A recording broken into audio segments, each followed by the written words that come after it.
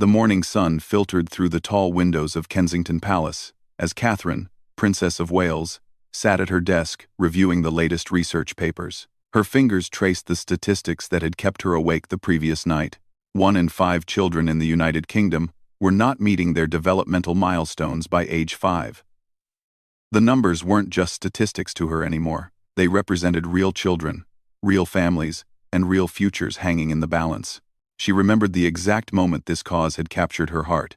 It was during a visit to a children's center in Birmingham 3 years earlier. A young mother, barely 20 years old, had broken down in tears while speaking to her. The woman clutched her toddler close, explaining how she felt utterly alone and overwhelmed, not knowing if she was doing anything right as a parent. Catherine had knelt down, taken the woman's hands in hers, and listened. Really listened. That conversation had changed everything. The princess pushed back from her desk and walked to the window, gazing out at the manicured gardens below. Her own children were fortunate, surrounded by love, support, and every opportunity to thrive. But what about the millions who weren't? What about the children starting life already behind? Through no fault of their own, her private secretary knocked gently on the door. "Your Royal Highness, the team is ready for the briefing." Catherine nodded, gathering her papers. Today's meeting would focus on the launch of her most ambitious project yet, a nationwide campaign to transform how society understood and supported early childhood development. It wasn't just about providing services. It was about changing hearts and minds. In the conference room, her dedicated team of advisors, researchers, and communication experts waited. Dr. Sarah Mitchell, a leading neuroscientist, had flown in from Oxford specifically for this meeting. Charts and graphs covered the walls, each one telling a story of potential lost or gained in those crucial first 5 years of life. "The science is clear, Dr. Mitchell began, pointing to a brain scan image. 90% of a child's brain development happens before age 5. The experiences during this time literally shape the architecture of the brain. Positive interactions, stable relationships, and nurturing environments create strong foundations. Adverse experiences can have lifelong impacts." Catherine listened intently, occasionally asking questions that showed she had done her homework. This wasn't a royal patron simply lending her name to a cause. She had spent months, even years, educating herself, visiting experts, and most importantly, meeting with families across the economic spectrum. "But how do we make people care?" asked James Patterson, the campaign's communications director. "How do we turn scientific data into something that touches hearts?" The princess stood up, moving to the window again. "We show them that this isn't about other people's children. It's about all our children. It's about the kind of society we want to build together." She turned back to the room, her voice gaining strength. "Every child deserves the best start in life. Not because it makes economic sense, though it does. Not because it reduces social problems later, though it will. But because it's simply the right thing to do. Because showing empathy and supporting our youngest citizens is what defines us as a civilized society." The room was silent for a moment, everyone feeling the weight of her conviction. This wasn't just another royal initiative. This was a mission. Over the following weeks, Catherine threw herself into preparations with characteristic determination. She visited nurseries in London's most deprived areas, sat in on therapy sessions with troubled families, and spent hours with social workers on the front lines. Each encounter reinforced her belief that early intervention could change trajectories. At a community center in Leeds, she met Marcus, a single father struggling to raise his 3-year-old daughter after his partner's death. He worked 2 jobs just to keep a roof over their heads, leaving little time for the kind of interaction his daughter desperately needed. The guilt was eating him alive. "I want to be a good dad," he told Catherine, his voice breaking. "But I don't know how to do this alone, and I'm too proud to ask for help." It was conversations like these that shaped Catherine's understanding of the issue. This wasn't just about resources. It was about removing the stigma around asking for help. It was about creating communities where support was normalized, not seen as failure. Back at the palace, she worked late into the nights, refining her message. Her husband, Prince William, would often find her surrounded by papers, laptop open, completely absorbed in her work. "You're going to change things," he said one evening, bringing her a cup of tea. "I can see it in how people respond to you when you talk about this." Catherine looked up at him, exhaustion mixed with determination in her eyes. "It has to change, William. We can't keep failing these children. We can't keep expecting parents to know instinctively how to navigate something so complex without support." The launch date for the campaign approached rapidly. Catherine insisted on visiting more families, wanting to ensure her message was grounded in real experiences, not palace assumptions. In Manchester, she spent an afternoon with a group of teenage mothers, all trying their best but facing seemingly insurmountable challenges. "People judge us," said Amy, just 17 with a 6-month-old baby. "They see us as failures before we've even had a chance to try. What we need isn't judgment. It's understanding. It's someone believing we can be good mothers too." These voices stayed with Catherine. They informed every speech draft, every campaign video script, every strategic decision. She wasn't just speaking for these families. She was amplifying their voices, using her platform to ensure they were heard. The team worked tirelessly to prepare materials that would resonate across different demographics. They created resources for parents, training programs for professionals, and public awareness campaigns that would run across multiple media platforms. But Catherine knew that all the preparation in the world wouldn't matter if she couldn't convey the emotional truth at the heart of this issue. She practiced her speeches, not to perfect her delivery, but to ensure every word carried the weight of the stories she'd heard. This wasn't about her. It was about Marcus and his daughter, Amy and her baby, the overwhelmed mother in Birmingham, and millions of others like them. The Royal Opera House had been transformed for the campaign launch. Instead of its usual grandeur, the space had been reimagined to feel warm and welcoming, with children's artwork adorning the walls and comfortable seating arranged in intimate circles rather than formal rows. Catherine had insisted on this.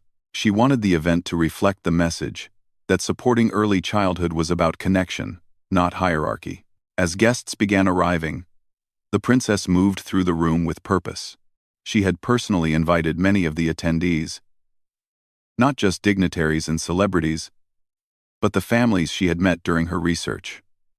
Marcus was there with his daughter, looking slightly overwhelmed but proud. Amy had brought her mother, both of them dressed in their finest clothes. Seeing them among business leaders and policymakers sent a powerful message. These voices mattered equally. Dr. Mitchell approached Catherine with a final update. "The response to the preliminary materials has been extraordinary, Your Royal Highness. We've had inquiries from 12 other countries wanting to adapt our framework." But Catherine's attention was on a small boy hiding behind his grandmother's legs. She crouched down to his level, producing a small toy from her pocket, something she'd learned to always carry during her visits. Within minutes, the child was giggling. "The ice broken. This is why we're here," she said quietly to Dr. Mitchell. "Not for the accolades or the international interest. For him. For all of them." When it came time for her keynote address, Catherine took the stage with a different energy than typical royal speeches. There was an urgency in her bearing, a rawness in her voice that commanded attention. "Today, I want to talk to you not as a princess, but as a mother," she began. "As someone who has seen firsthand how the earliest years of a child's life shape everything that follows. But more importantly, I want to share the voices of parents across our nation who have taught me what courage really looks like." She spoke of Marcus's daily struggle to balance work and fatherhood, of Amy's determination to give her child better than she'd had. She shared stories of grandparents stepping in to raise grandchildren, of communities coming together to support struggling families, of the small miracles that happened when people chose empathy over judgment. "We live in a society that often waits until problems become crises before acting," Catherine continued. "We see a troubled teenager and wonder where things went wrong, not realizing the answer often lies in those first crucial years. We judge parents who struggle, not recognizing that parenting is perhaps the hardest job any of us will ever do, and most of us are given no training for it." The room was completely silent, every eye fixed on her. She could see some people wiping away tears, others nodding in recognition of their own struggles. "But imagine," she said, her voice rising with passion. "Imagine a society where asking for help as a parent was as normal as going to the doctor when you're sick. Imagine communities where every child had access to quality early education, where every parent had someone to turn to on the hardest days. Imagine if we invested in our children's futures with the same commitment we show to building roads or funding hospitals." She paused, letting the vision sink in. This isn't just imagination. Countries around the world have shown it's possible. Finland, Denmark, New Zealand. They've proven that when societies prioritize early childhood, everyone benefits. Crime rates drop, educational achievement soars, mental health improves across generations. The economic returns are staggering. Every pound invested in early childhood support returns 7 pounds to society. But then, she brought it back to the human element. Yet this isn't about statistics. It's about Sophie, who discovered she wasn't a bad mother, just an unsupported one. It's about James, whose son went from nonverbal at 3 to thriving in mainstream school at 5, thanks to early intervention. It's about communities transformed when neighbors stop judging and start helping. The campaign she unveiled was comprehensive. Free parenting classes in every community. Mental health support for new mothers and fathers. Expanded access to quality childcare. Training for professionals to spot and address developmental concerns early. Public awareness campaigns to shift societal attitudes about parenting and childhood. But none of this works without the most crucial element, Catherine said, her voice softening. Empathy. We must cultivate a society that understands parenting is not a private struggle, but a collective responsibility. We must recognize that when we support a child, we support our entire future. The response was immediate and overwhelming.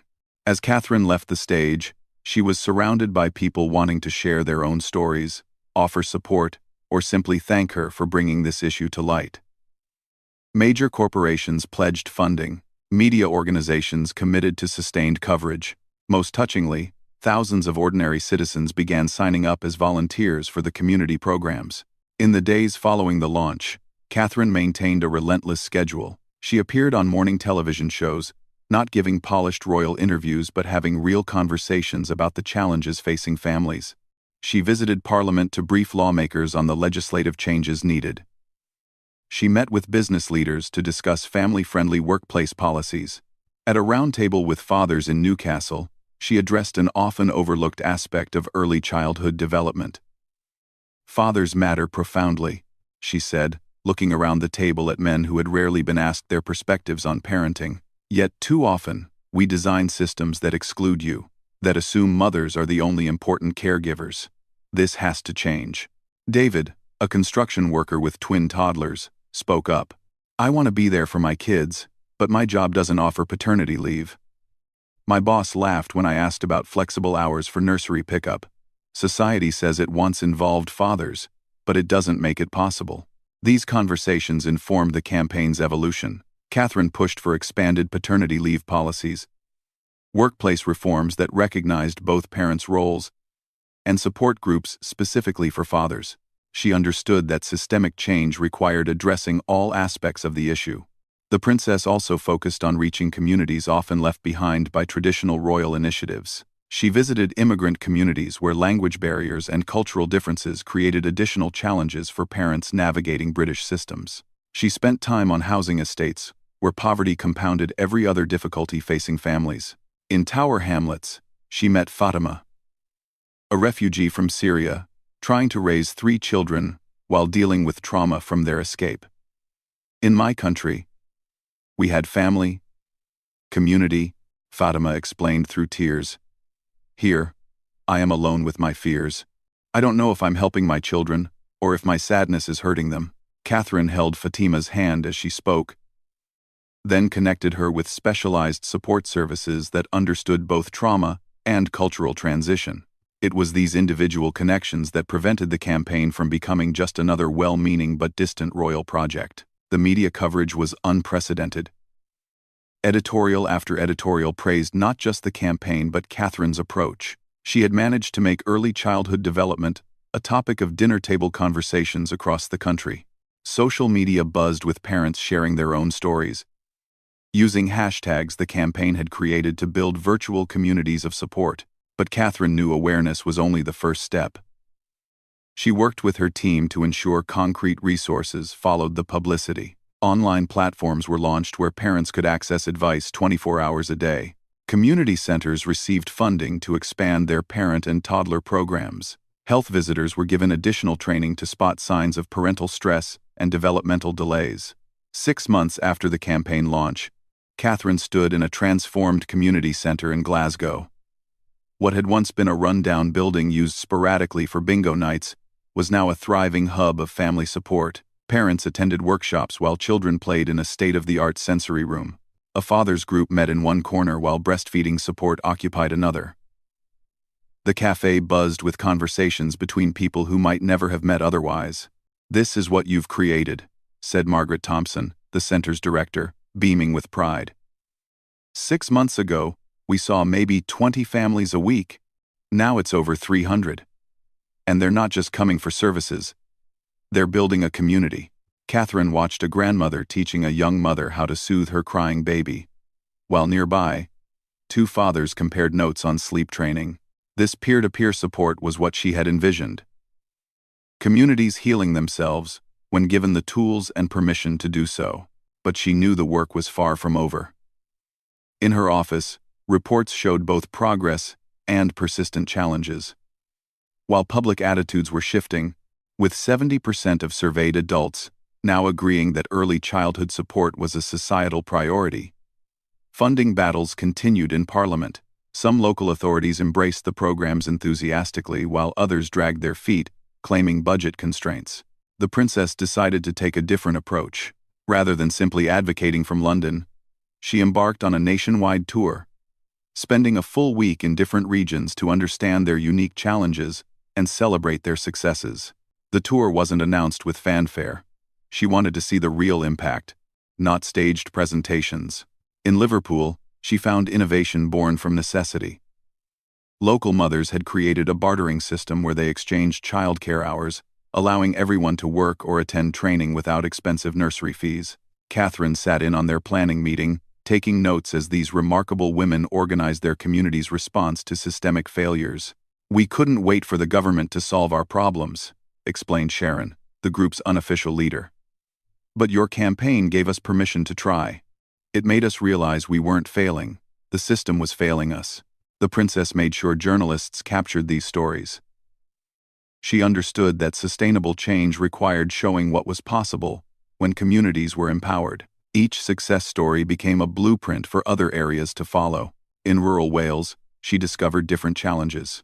Geographic isolation meant many families had no access to the support services available in cities. Catherine worked with technology companies to develop online resources and virtual support groups. She attended the first virtual session, watching mothers from remote farms connect with each other and with experts for the first time. The corporate response had exceeded expectations. Major employers began implementing revolutionary family policies after Catherine met with their boards. One retail giant introduced on-site nurseries and flexible working for all parents. A construction company, inspired by David's story from Newcastle, became the first in its industry to offer equal parental leave for mothers and fathers. These changes had ripple effects. When employees saw their companies investing in family support, workplace cultures shifted. Fathers felt empowered to leave early for school plays. Mothers returning from maternity leave found genuine flexibility rather than lip service. Mental health improved, productivity increased, and employee loyalty soared. Catherine also focused on the professionals who worked with families. She spent days shadowing health visitors, social workers, and early years teachers. She learned about their frustrations with bureaucracy, their need for better training, and their innovative solutions when given freedom to act. At a training session for health visitors in Birmingham, she addressed a room full of frontline workers. "You see families at their most vulnerable moments," she said. "You're often the first to spot when a child needs help or a parent is struggling. But I know you often feel powerless to do more than refer them to services with year-long waiting lists.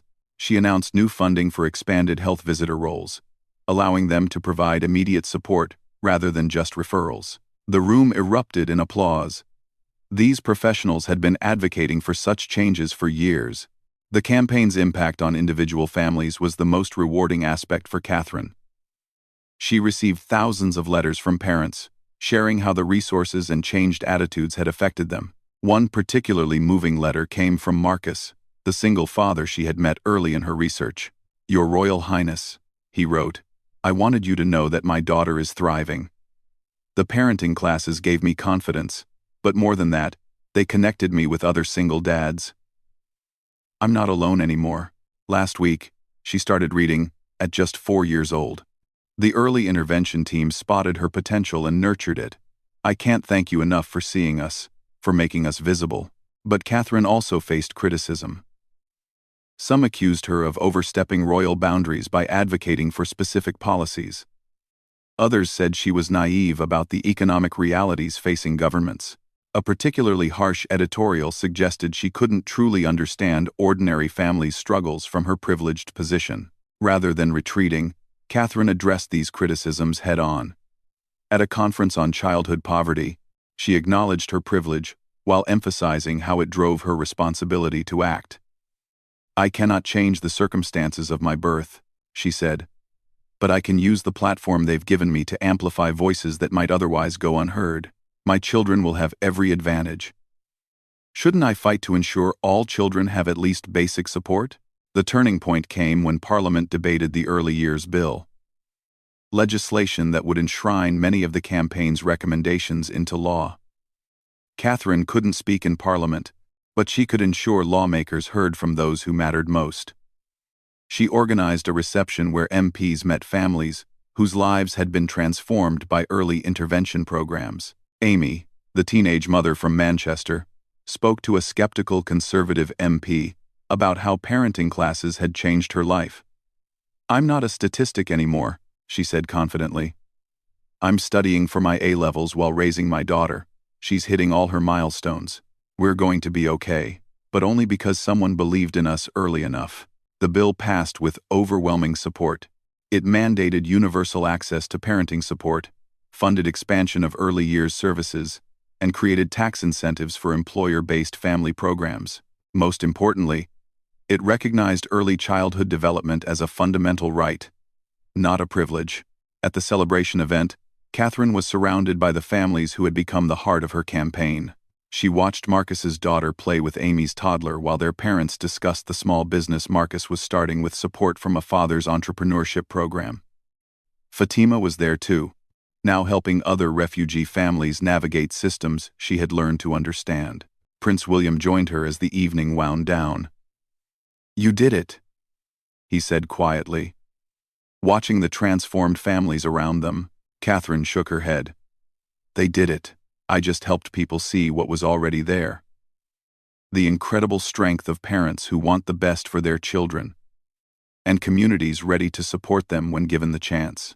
As she prepared for the next phase of the campaign, taking it international, sharing Britain's emerging model with other nations, Catherine reflected on the journey.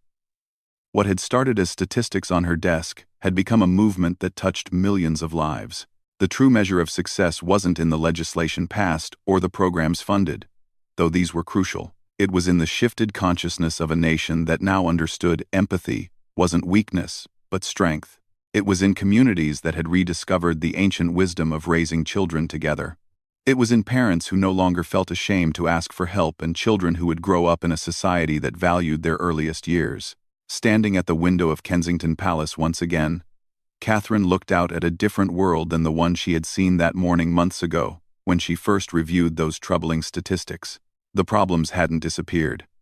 There was still poverty, still struggling families, still children not reaching their potential.